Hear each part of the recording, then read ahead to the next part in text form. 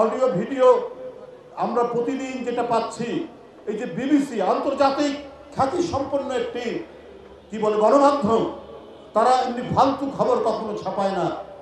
সেই বিবিসি শেখ হাসিনার একটি অডিও, তারা সেটা ফ্যাক্ট যাচাই করেছে, এটা এআই দিয়ে করেছে না এডিট করা করেছে, সেটা বিভিন্ন যান্ত্রিক প্রক্রিয়ার মধ্যে সত্যতা যাচাই করে দেখেছে যে শেখ হাসিনা নিজে বলছেন যে মারণাস্ত্র দিয়ে যারা আন্দোলন করছে জুলাইয়ে তাদেরকে তোমরা দমন করো, অর্থাৎ তাদেরকে হত্যা করো, তাদেরকে গুলি করো।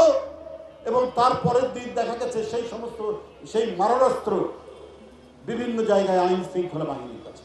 পুলিশের যে সাবেক আইজি শেখ হাসিনা, সেও বলছে আমি অপরাধী, বিচার করুন। তাহলে সেই কথাগুলো কি আপনারা ভুলে গেছেন? আজকে যারা নির্বাচন পেছানোর কথা বলছে, শেখ হাসিনা তো মজা পেয়েছিল একতরফা নির্বাচন করে। বিএনপি এবং অন্যান্য গণতন্ত্রকামী রাজনৈতিক দলকে জেলে ঢুকিয়ে বন্দী করে তিনি নির্বাচন করেছেন। আজকে তো 16-17 বছর জনগণ তার ভোট দিতে পারেনি। আর যখনই শেখ হাসিনা মনে করেছেন যে বিরোধী দল নির্বাচন করতে পারে, তখন সেটা দমন করেছেন নিষ্ঠুরভাবে। আজকে বাংলাদেশকে গণতন্ত্রহীন, নির্বাচনহীন, পার্লামেন্টহীন এবং জবাবদিহিতাহীন থাকবে। জনগণ কি তার ক্ষমতা, জনগণ যে সরকার গঠনের তার যে ক্ষমতা, সেই ক্ষমতা কি প্রাপ্ত হবে না? শুধু সংস্কার, শুধু পিআর, এই সমস্ত কথা বলে আপনারা বিভ্রান্ত করবেন গোটা জাতিকে।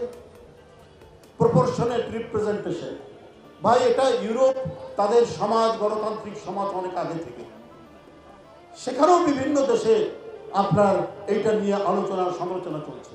জাপান চালু করেছে, তাও কি 37%, মাত্র 37% সেখানে ভোটের পদ্ধতি হচ্ছে আপনার পিআরের পদ্ধতি। আর বাংলাদেশের মানুষ এটা সম্পর্কে কোনো ধারণাই নাই, এটাকে টেনে নিয়ে আসা হচ্ছে। আমি আগেও বলেছি, যারা রাজনীতিতে একেবারে এতিম, তারা হচ্ছে এই পদ্ধতি চায়। তাহলে আপনাদের প্রতিনিধিত্ব করবে কে? আপনার এলাকায় কোন লোক প্রতিনিধিত্ব করার লোক? এখানে আপনারা রাত্রি দিন দেখছেন এই এলাকায় আমিনুল কাজ করছে, তো ন্যাচারালি যে লোক আপনাদের সুখে দুঃখে বিভিন্ন সময়ে আপনাদের কাছাকাছি, আপনাদের পাশাপাশি থাকে, আপনারা তাকেই তো আপনাদের প্রতিনিধি বানাতে চাইবেন। প্রতিনিধি সেটা হবে না, দল ঠিক করে দেবে। তো এটা তো আরেকটা স্বৈরতন্ত্র তৈরি করার একটা প্রচেষ্টা। আবার 50%-এর কম ভোট হলে আবার নির্বাচন দিতে হবে। যদি কোনো রাজনৈতিক দল যদি বেশি পায়, ধরেন 45% পেল, কিন্তু সেটা হবে না।